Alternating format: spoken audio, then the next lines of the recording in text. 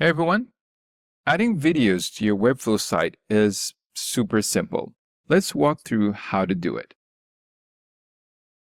In Webflow, drag the video element from the Add panel onto your canvas.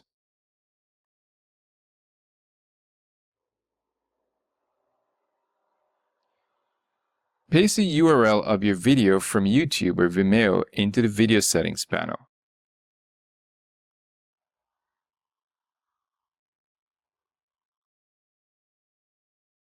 Adjust the size, position, and styling in the Style panel to fit your design. Next, publish your site to see the video live. And that's it. You've added a video to your Webflow site.